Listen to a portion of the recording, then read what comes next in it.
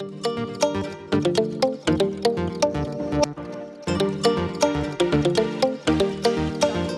thank you very much for coming to this little chat, Judith.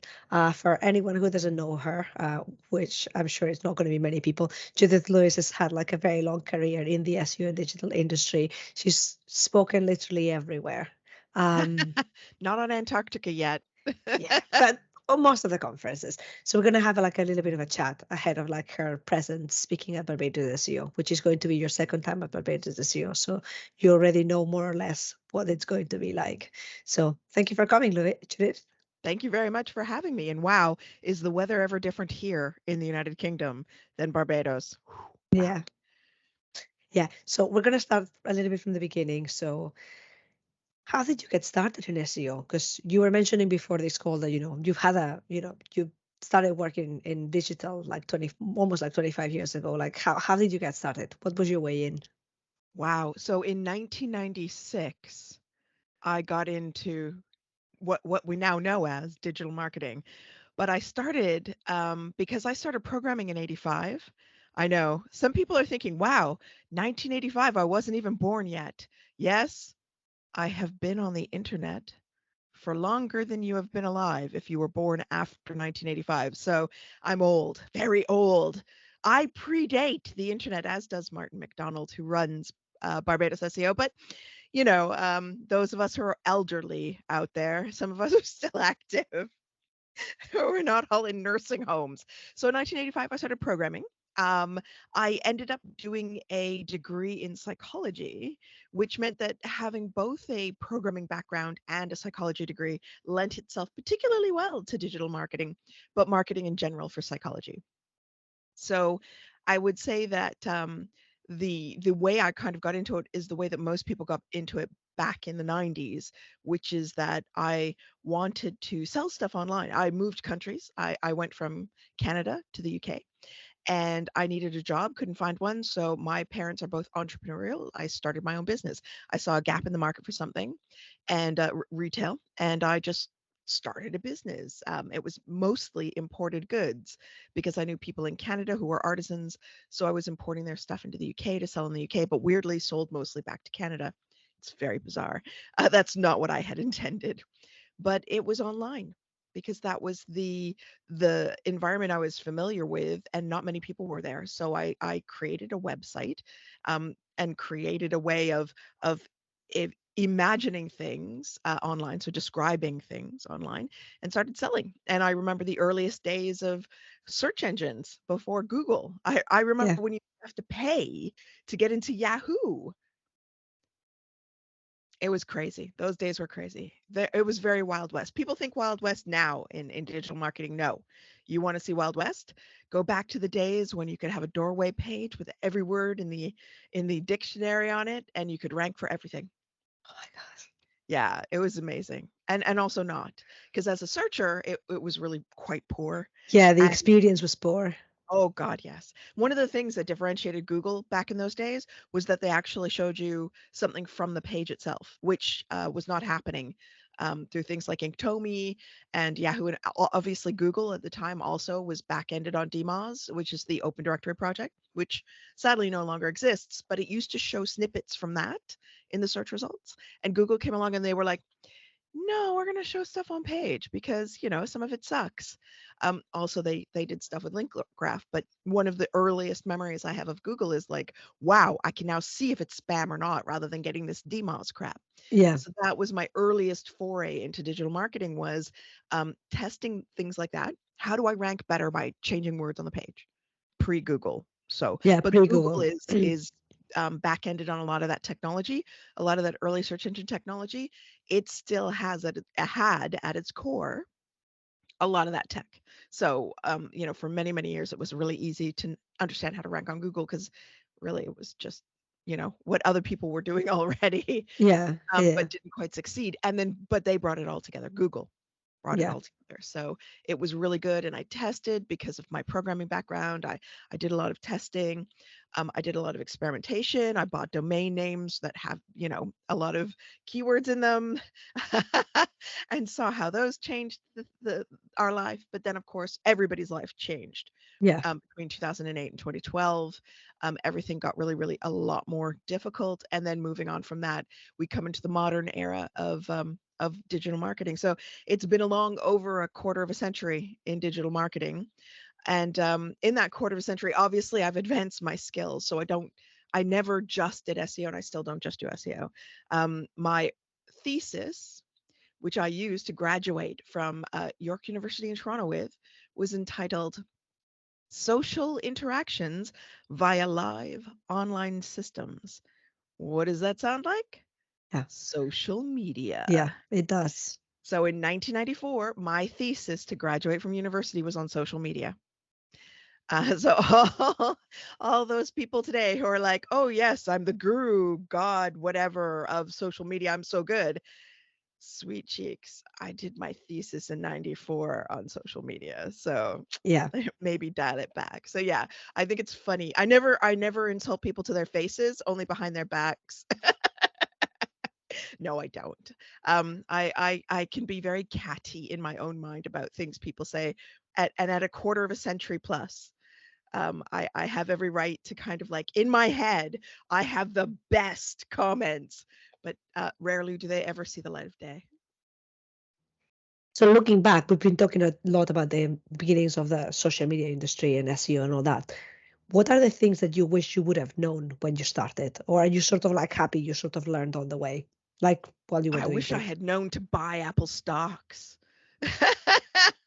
and Microsoft stocks. I wish I had known that. That's about the only thing I wish I'd known. I did a lot of experimentation. And I think because I didn't just know everything, I did a lot of testing and a lot of pushing the boundaries. And I built a lot of personas, and I still got to remember to log into some of those Gmail accounts before they get taken away. But yeah, I did a lot of spamming. I did a lot of white hat. I did black hat. I did gray hat. I did it all. And I think if I'd known then what I know now, I possibly wouldn't have pushed as hard as I did. So I wouldn't have advanced myself as far as I had now. And I wouldn't have this appreciation for large scale testing rather than individual testing. Too many people say, oh, I tried this, it worked like this for me, so it must work like this for everyone. Sadly, that's not how the world works Yeah. anymore.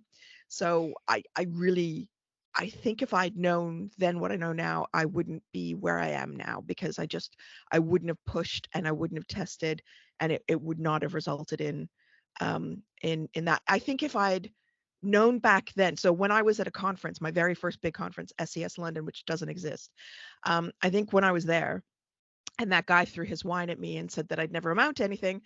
If I'd known that I would amount to something, then I probably would not have cried the next day in the speaker's room. But, besides that, I think that would have been more reassuring knowing he'd be dead now and I'd be speaking around the world.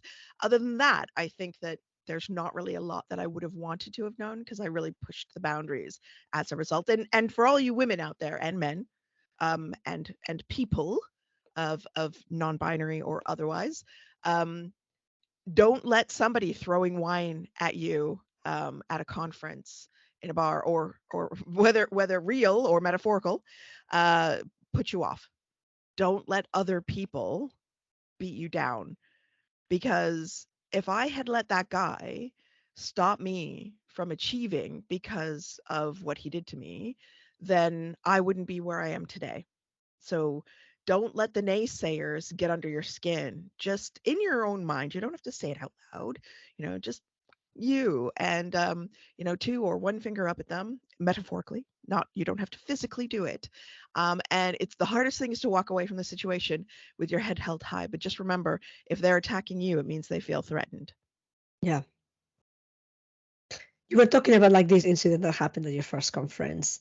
Do you think things have changed over the past like few years? Like people have grown a bit more like polite and learning to understand that, maybe like because with SEO, there's not just one way of doing things, and it's not your way or, my way or the highway. Like there's lots of things that can be done, and maybe like, there's not just one single formula that works, because if there was one magic formula that worked everywhere, then we would all be out of a job. Yeah, AI is taking over. No, it's not. the I think the one thing that really comes to mind is I think it's still tough, and I think things still happen. A lot of it is centered around the people themselves. So let's look at two Bs for conferences. One B that happens in the UK and Barbados SEO. Barbados SEO, we drank a lot. We did drink a lot, but strangely enough, there were no sexual assaults. There was no one inappropriate. No one vomited in somebody else's hair. No one died swimming drunk in the pool. Like, I think that, Barbados SEO, there might have been a lot of rum punch because rum punch is awesome. And the hotel that I was staying at had the strongest rum punch I've ever had in my life. I think And there was it's a little also bit the of national, punch. yeah, and it's also the national drink of Barbados. There you We, go. It was amazing. It was everywhere. And yet, everyone was well behaved. Everyone showed up to the conference on time. Well, the conference bus that took us to the conference yeah. on time. Everybody was on site on time. No one fell behind, like at some conferences. And everyone was well behaved, even though we were drinking heavily. And yet there's another B conference, starts with a B, in the UK. At that one, I was actually a witness to a sexual assault that had to go to the police, and it was alcohol related. And so, like, yes, it's still happening. Men or certain people are still preying on women or other people. People are getting beaten up, they're getting punched, they're getting hit, touched inappropriately, whatever. So yes, it's still a problem in our industry, but no, it's not a problem everywhere in our Mhm. industry. It's only a handful of people who are eventually being pushed by the wayside, women who cause problems as well as men who cause problems. I've had to pull a woman off of a man, which doesn't seem intuitive. Like, it doesn't seem like it would normally happen. It's happened at a conference. And there are women who try to cause problems for people, but it's not everywhere. And Barbados SEO has to be, I think, one of the most refreshing examples of a conference where, despite the huge amounts of alcohol, everybody behaved themselves. Everybody was there. Everybody showed up. Everybody learned something. The content, oh my gosh. I mean, um, you know, uh, I'm dyslexic, so I always get people's names wrong, but Heather Physiok, Yeah. she did an amazing talk. And I'm afraid people who were not there, unless you catch her doing that same talk somewhere else, you have massively missed out. It wasn't recorded. Her slides aren't online. You missed out. So really, Barbados SEO, especially with Heather Physiok's talk as an example last year, if you weren't there, you missed out massively. So you need to be at a conference to get the best Yeah. information. Yeah. One of the things that we try with Barbados SEO is like Martin was very adamant on like keeping not quotas, but like making sure it's equal so that there are plenty of women, there are plenty of men, there's also like people of color, and there are people who are like misrepresented in some of the biggest conferences. Some of the conferences still today, it's mostly white men. It's true. There's one conference that comes to mind immediately, whose splash page, homepage is all men. It's not all white men, to be fair to them. There are minorities and underrepresented groups, but it is all men. There's no women on that page. Now, I know one woman who is speaking, and so she'll be up soon, hopefully. And the conference organizer is recruiting other women. However, the women that he had recruited dropped out. So it can be tough for organizers, and I Yeah. get it. But yes, Martin had last year, he worked so hard to get really good representation on the conference, and to have there was a group of locals who Yeah. were there, mostly women again as well, who were all involved in digital marketing in different ways, and to make sure that they were able to get in there and attend and get the value that comes from having those speakers there. Like, I keep mentioning Heather, but like, you had Jenny, you had Christine, you had all sorts of people. I was not speaking. I just showed up. Um, and then I kind of took over emceeing from Martin. But the speakers that were there were absolutely fantastic and really high quality. So local people were able to benefit from that. Yeah. That doesn't usually happen. Like, I can think of a conference. So a conference I was just at, it was all in Poland. It was a lot, it was in Polish, so it was really aimed at Poles. But then there's another conference about to come up that is got there's no targeting of local audience. So Martin targeting the local audience in Yeah. Barbados, fantastic. Yeah, because Absolutely that's one working of the well. things he wants to do. He wants to like build the community in the islands and give the locals access to a wealth of knowledge that they wouldn't have otherwise. Because I Yeah. mean, not many like SEO conferences go to the Caribbean area. Yeah. Yeah. Well, it's difficult to get like a not visibility. You have to envisage it, right? You have to know that there's a potential audience in that area. You have to know you'll get sponsors Yeah, because it's expensive and difficult to run a conference. You it really need is. support. And Barbados, I mean, I would love personally, it would be amazing. And I know it's difficult, but I would love to see participants coming in from Trinidad, from Tobago, the sister island, from St. Lucia, from Grenada, all of those islands in the South Caribbean, close to I didn't realize how close we all were to South America, but yes, all those islands in the Caribbean that are close but not so close. You do have to take a flight. They are expensive. If there was a way that they could Yeah, economically make their way to Barbados and take advantage of this conference, it would be amazing. And maybe, it would get so big that it would have to go to one of the hotels. And I know they're focused on sand, sun, holidays, but wouldn't it be fantastic to have like a 500 to 1,000 person convention, something like that, in the Caribbean for like locals with all these amazing speakers coming in from all over the world, and it be like 70% local participants. yeah, that would be lovely.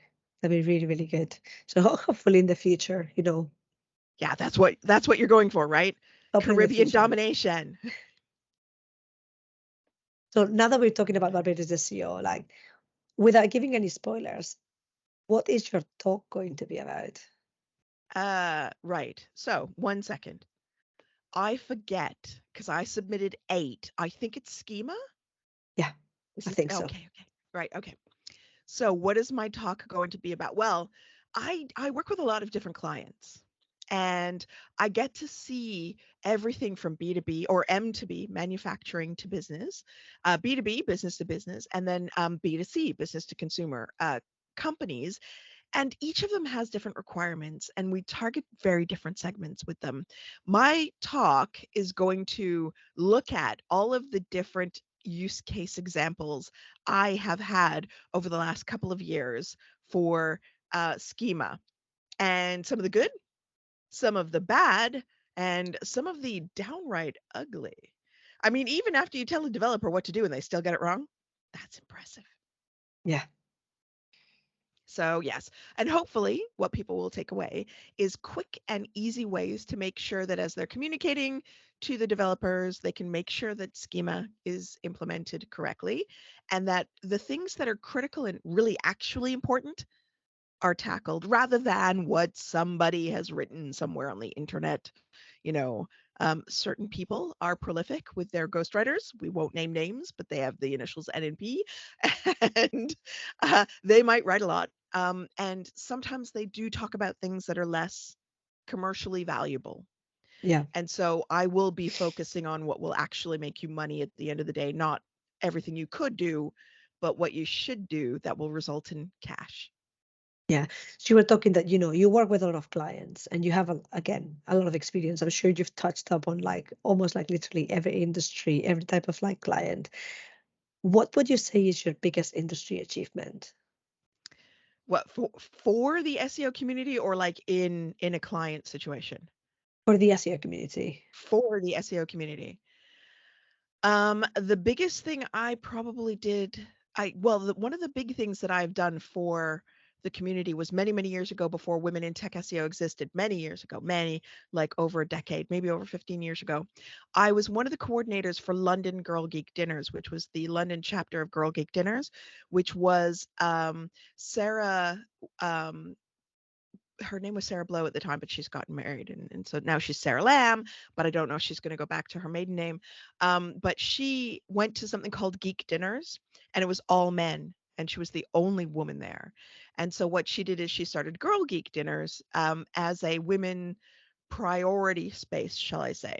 So at best, a dinner would be 50-50. Well, at worst, I should say, a dinner would be 50-50, or an event. They weren't Yeah. actually dinner. We went places like Google and Vodafone's one of Vodafone's offices and things like that, where we would have meetings there, we would have talks, and then we'd have drinks and nibbles. Yeah. So at worst, it was 50-50, but at best, it's 100% female. What we did is we said a guy could come, but only as a guest of an attending Girl Geek. And so I helped her organize or coordinate that for many, many years. And we had a really good core team of women who helped make sure that those events found a home. Like we went to Mozilla one year, so we had use of their space at Mozilla. They did swag bags, all sorts of stuff, which was amazing. We hooked up with bar camps. We got women into bar camps.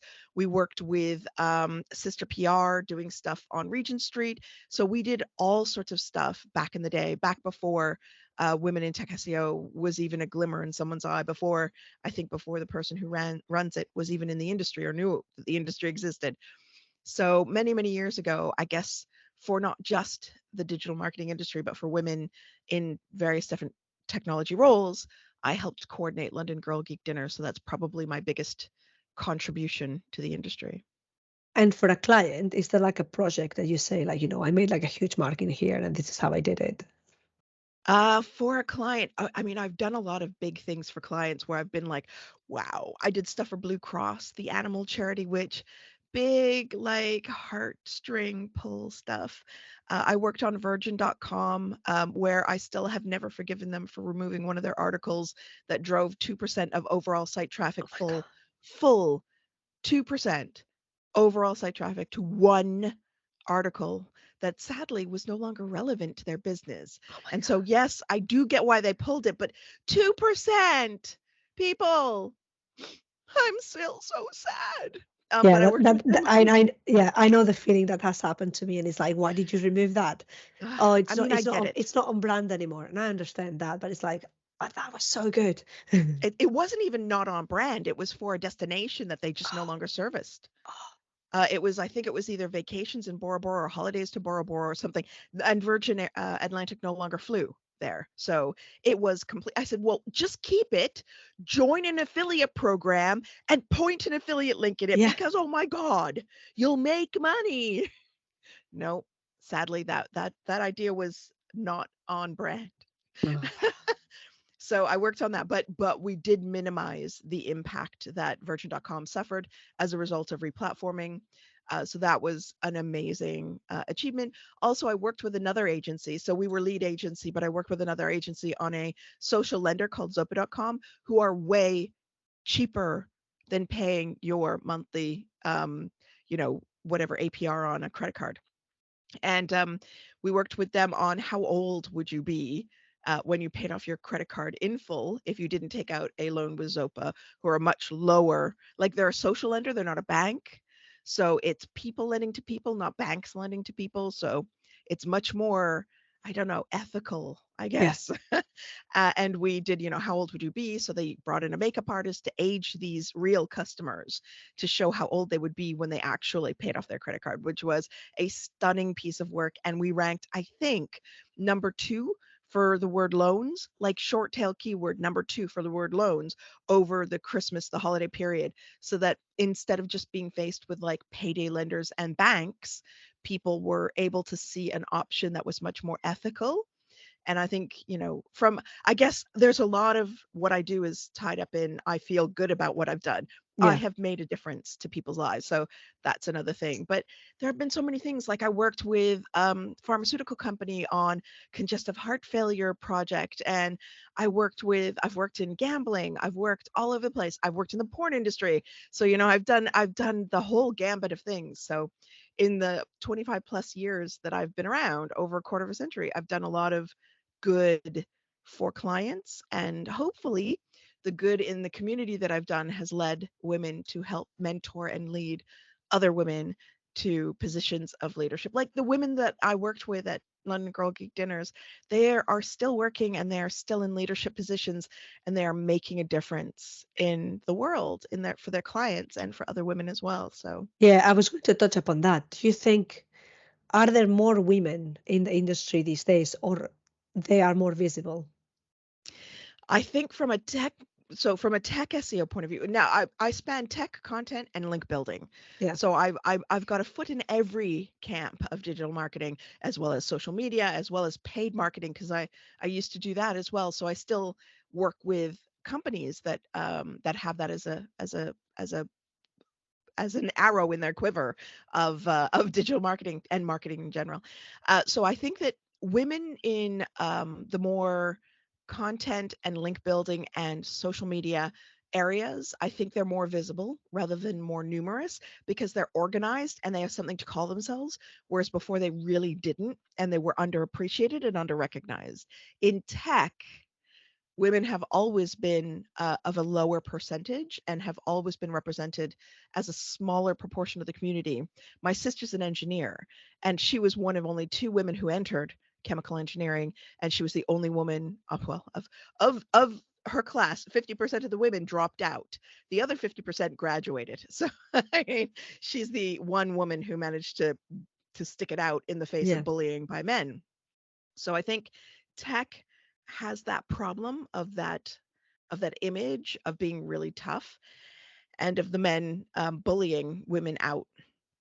So I think that women are often less visible there. They don't want to attract attention because it does result in a lot of unwanted and unnecessary attention. So I think that in tech, it's probably better. There are more women represented, but they're less visible as a percentage of the population. So I think there are more, but they don't tend to expose themselves, so to speak, to public criticism and critique. It takes a very special woman, regardless, to stand up on stage and talk about tech SEO or tech anything. And so we probably see less representation in the technical elements of SEO. I'm not even talking schema. It's a markup language, people. This is not technical. Technical is going in and getting stuff done that actually has an impact on how hard your processor is working, not your markup on your website. So I think that, women in technical areas are more voluminous. There are more as a percentage, but I don't think that they're as visible because it invites unwanted scrutiny. They still face more hurdles, obstacles, and barriers than in other areas, and then that men do.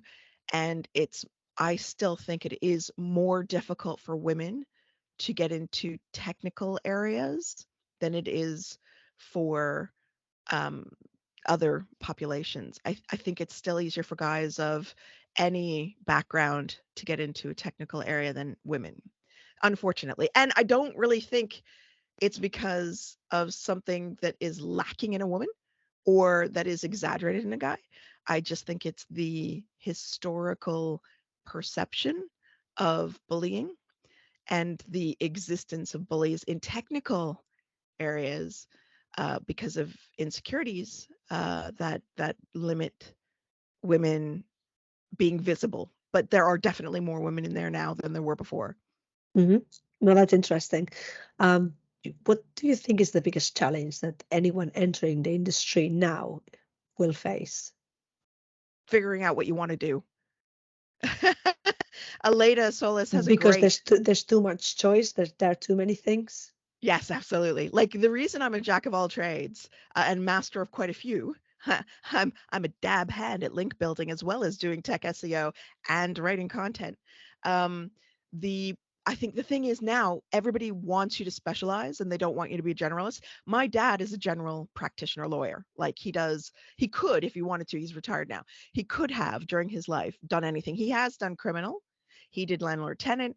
He did all sorts of stuff. He did real estate. He did everything. So during his career, he did everything. And he encouraged me to be as dynamic as did my mother, who was an entrepreneur after getting her university degree at an adult age, because, women of particular backgrounds, of which my mother is, were not encouraged to do school. Yeah. They just, they were seen as less intelligent, because Native Americans are not perceived to be people who are necessarily going to be positively adding to society in North America. This is why it's so much more fun in Europe.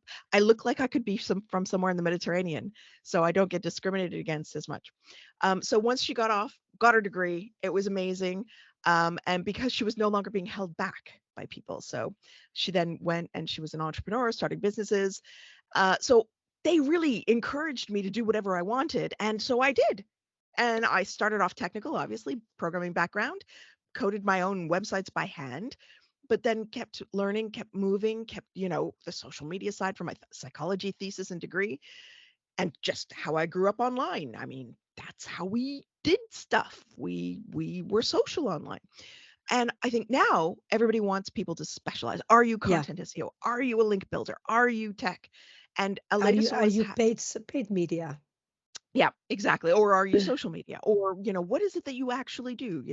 Well, I can do it all. Well, no, but we don't want it. You can do it all. We want somebody who does this one specific thing, and then you get pigeonholed. So Yeah. Aleda Solis is learningseo.io, I believe, if I'm remembering correctly. Hopefully, you'll be able to correct me later if I'm wrong. Her website has an incredible wealth of free information that you can access for free. So you go onto her free website, and then you can access the content that she links to for free. And it enables you to help define what it is that you want now out of SEO that you can do quickly, and you can be up to speed with very quickly. But it enables you as well to become more M shaped. So several deep legs to your CV, to your experience, to your knowledge. And the things that aren't happening now that did happen, in the early 2000s are meetups and things like that that happen in London that I was able to go to, hosted by Twitter, hosted by Facebook, hosted by the big Yeah. tech agencies, Microsoft, where you got to learn even more. So, those might not be happening now, but learningseo.io is an opportunity for you to keep learning, and don't just deep dive on one leg.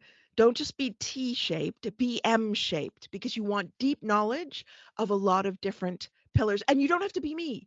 Please don't be me, because I'm a unique human being that started off in programming and did a psychology degree. You aren't me, or maybe you are. I mean, if you are, good luck, and I'll let you know if I can help. But you're not me. So, and if you are me, when that guy throws wine at you, dodge to the right and it'll hit the wall like it did with me. But if you're not me, and you're hopefully not me because I'm just too crazy and the world should only have one of me in it at a time, keep learning, figure out what you like. Don't think that you have to do tech and links and content.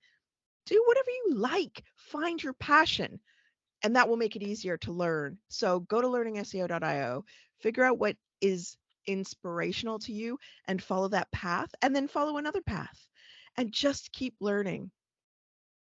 What is the best way that you would tell people like to learn? Like, for example, when I started doing like SEO and stuff, I started by opening a blog and I started testing the shit out of everything in there and like doing my own thing. And then that opened like a lot of doors. Is that still the best way? Like just going in and doing things and I getting think things that, wrong yeah. and then getting things right.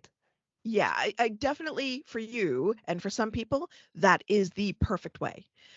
For some other people, they actually need structured learning. So going through a course will actually be easier for them. Some people learn by doing, some people learn by listening, some people learn by watching. And one of the things I do is I teach. So I teach day long and like up to week long courses on digital marketing. And the thing that I've learned, that I've been taught and that I had to learn and adapt my teaching style to, is some people are visual learners, some people are audio learners, and some people are activity based learners.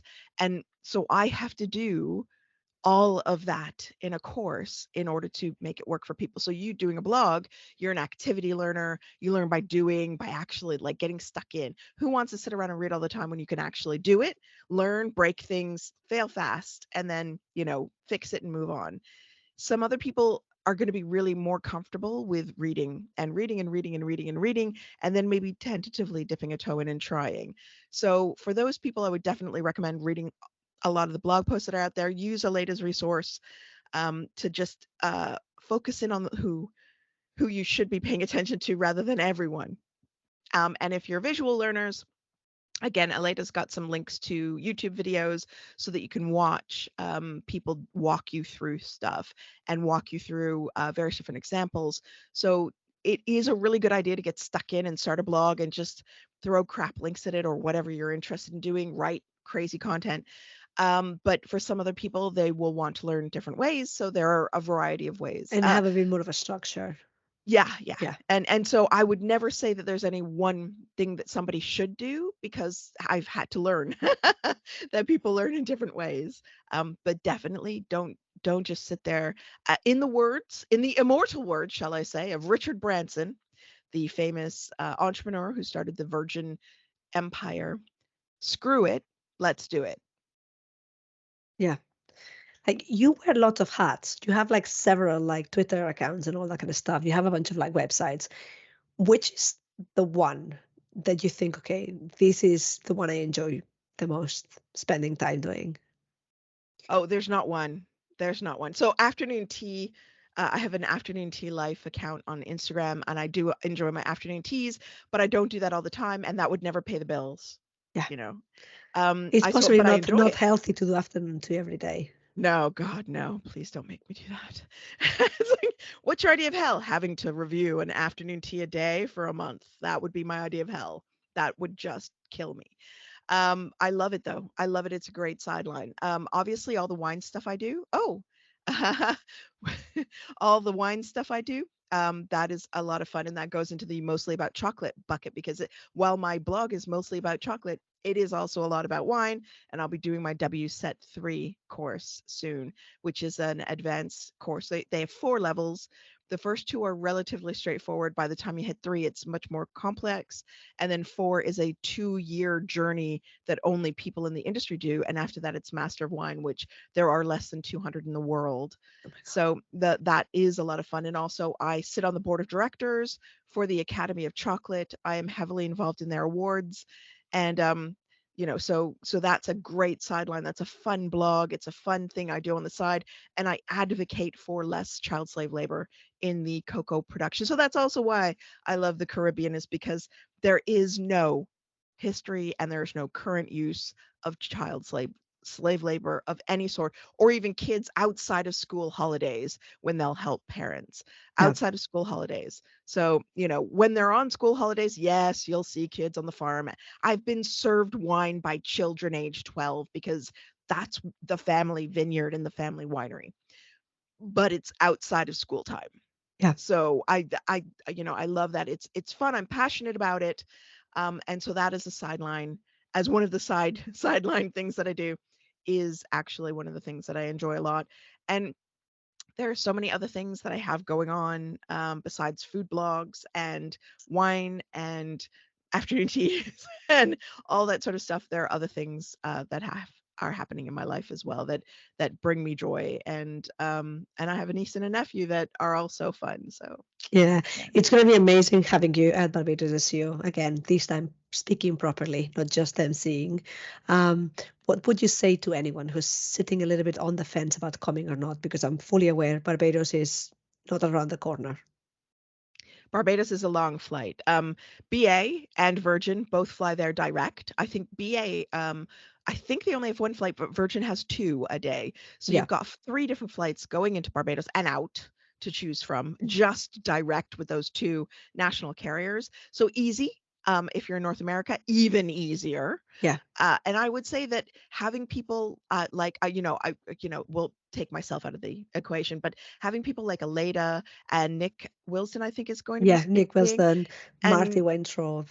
yeah, Yeah. you're very rarely going to get all of those people in one place. And this is not recorded. It's not going to be available to you if you're not there and buying a ticket. You can get an online ticket though. So if you're not going to actually be able to physically get there, buy yourself an online ticket. It will be worth it. Honestly, it is worth your time to invest in your education, to see these people speak and learn what they have to teach you. So even if you can only get an online ticket, do it. But if you're going to go there, get the VIP ticket, because you'll be able to get access to us as speakers outside of the conference, and you get the Friday fun, which last year it was amazing. This year it's different, and it'll still be amazing. And I'm very much looking forward to the rum punch in Barbados. Yeah. Well, thank you very much, Judith. It's been amazing talking to you. And I look very much forward to meeting you in Barbados. Thank you so much. I'm looking forward to it. Yeah.